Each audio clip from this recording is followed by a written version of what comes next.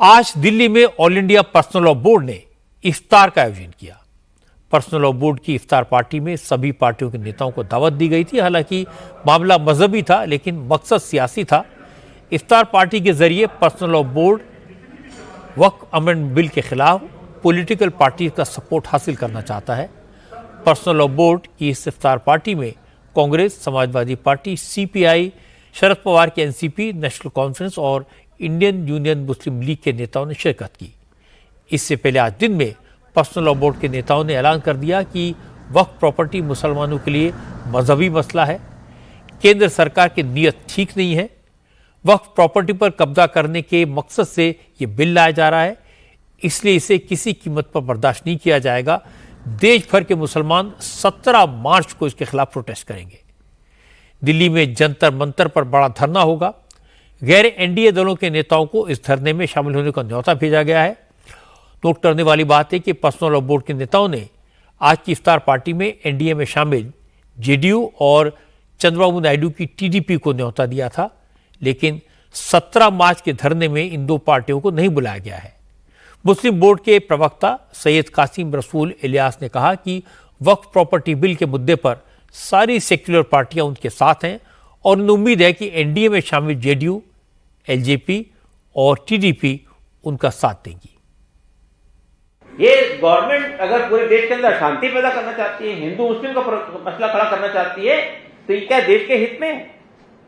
तो हमने ये अपनी बात को कम्युनिकेट करने के लिए, हुकूमत तक अपनी बात पहुंचाने के लिए जितने रास्ते अवेलेबल थे सबका इस्तेमाल किया।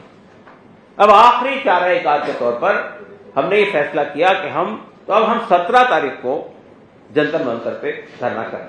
हो सकता है कि शायद बर्फ पिघले और हुकूमत को समझ में आ जाए कि ये एक बहुत ही खतरनाक खेल को खेलने जा रहे हैं। हम समझते हैं कि ये एक पूरी कम्युनिटी पे अटैक है।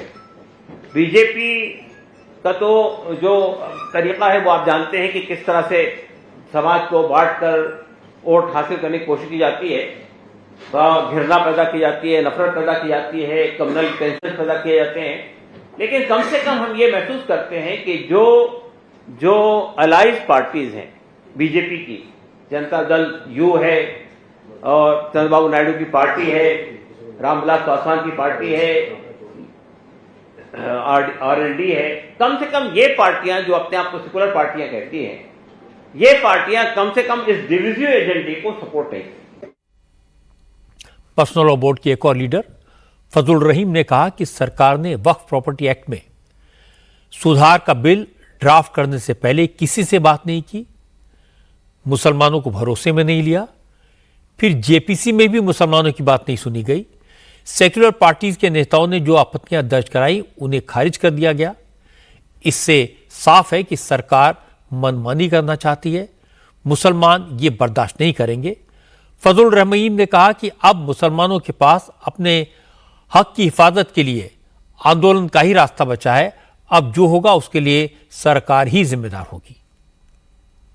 हम ये चाहते हैं हुकूमत से, और बहुत एहतराम से ये बात कहना चाहते हैं, यकीन इक़्तिदार आपके हाथ में, डिसीजन आपके हाथ में, लेकिन आपने पूरा प्रोसेस को एक एंटी मुस्लिम एनवायरनमेंट क्रिएट करके और बेचारे भोले भाले हिंदुओं को भी ये बात समझा दी है कि ये देश के हित में है। मैं ये बात कहना चाहता हूँ हमारे हिंदू भाइयों से कि ये देश के हित में नहीं है, ये अमेंडमेंट बल्कि देश के खिलाफ है, अनकॉन्स्टिट्यूशनल है। हम उसकी 42 जो अमेंडमेंट है उनकी मुखालिफत करते हैं, और कोई भी इसमें एक दफा ऐसे नहीं है जो हमारे लिए एक्सेप्टेबल हो। ऐसा लगता है कि और ये हुकूमत ये चाहती है कि पूरी अशांति फैल जाए पूरे देश में, और हम ये चाहते हैं इस मुल्क में शांति बरकरार है। इसलिए हुकूमत से ये साफ साफ ये बात कहना चाहते हैं कि वो अपना जो रवैया है उसको तब्दील करें और इस बिल को वापस ले लें। यही हमारी डिमांड है। पर्सनल लॉ बोर्ड के नेताओं ने कानूनी बात की, लेकिन शियाब मौलाना कल्बे जब्बार ने अलग रुख अख्तियार किया। कल्बे जब्बार ने कहा कि वक्फ की प्रॉपर्टीज पब्लिक प्रॉपर्टी हैं। अगर सरकार मुसलमानों की पब्लिक प्रॉपर्टी पर कब्जा करना चाहती है तो फिर सरकार को मंदिर की संपत्ति भी अपने अंडर ले लेनी चाहिए। कल्बे जब्बार ने मुस्कुराकर कहा कि हिंदू मंदिरों में हजारों टन सोना है, सरकार मंदिरों का सोना गरीबों में दान कर दे, इससे हिंदू गरीब भी मालामाल हो जाएंगे। कि जीपीसी धोखा है। हमको मालूम था कि धोखा देने के लिए बनाई गई है। दूसरी चीज ये है कि जो कहा जाता है कि वक्फ बोर्ड की प्रॉपर्टी इतनी बड़ी, तो वक्फ बोर्ड की कोई प्रॉपर्टी नहीं है, सब पब्लिक ने दी प्रॉपर्टी अल्लाह के नाम पर। उसको वक्फ बोर्ड जो है चौकीदार खाली है, सिर्फ उसका हिफाजत करने वाला। दूसरी चीज ये है कि आप कहते हैं वहां के जो मिनिस्टर ने कहा अरे गरीबों की मदद की जाएगी, गवर्नमेंट के अंडर में आ गया तो गरीबों की मदद होगी। तो मैं कहता हूँ कि उसके वक्फ बोर्ड के मुकाबले में 1000 गुना ज्यादा प्रॉपर्टी जो है वो मंदिरों की है, और 1000 टन सोना जो है मंदिरों के अंदर छुपा हुआ है, उसको आप निकालिए और हिंदू जो निर्धन उनको बांटिए, मुसलमानों को ना दीजिए, हिंदू गरीबों को दीजिए, सारे निर्धन हिंदू जो है धनवान हो जाएंगे। महमूद गजनवी जो काबुल से आया था वो एक मंदिर लूटने आया था, सोमनाथ एक मंदिर, इसका मतलब है एक मंदिर में इतना सोना था कि काबुल का बादशाह उसे लूटने आ रहा है। इससे अंदाजा कीजिए मंदिरों में कितना सोना और कितनी दौलत है। ये गरीबों में बांटिए। हिंदू कहेंगे भाई हमने दे रखा है, उसमें क्या? ये भी वक्फ बोर्ड तो हमने दे रखा है, वो पब्लिक प्रॉपर्टी है तो वो पब्लिक प्रॉपर्टी है, इस पर आप कब्जा कर रहे हैं, उस पर कोई कब्जा नहीं कर रहे हैं। ये सारी बातें सुनकर लगता है कि जैसे आज इफ्तार का मौका मजहबी था पर मकसद सियासी था, उसी तरह वक्फ प्रॉपर्टीज तो बहाना है, असल में मोदी सरकार निशाना है। इसीलिए मुस्लिम पर्सनल लॉ बोर्ड के लीडरान चंद्रबाबू नायडू और नीतीश कुमार से सपोर्ट मांग रहे हैं।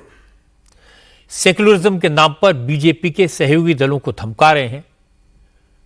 आज तो शाहीन बाग तक की तरह धरना देने की बात भी हुई। किसान आंदोलन की तर्ज पर सरकार को झुकाने की मंशा भी जाहिर कर दी गई। लोकतंत्र में सबको अपनी बात कहने का हक है। हमारा संविधान सबको प्रोटेस्ट करने का अधिकार भी देता है, पर कहीं पे निगाहें, कहीं पे निशाना हो तो ये बदमज़ी होती है। मुस्लिम पर्सनल बोर्ड को इससे बचना चाहिए।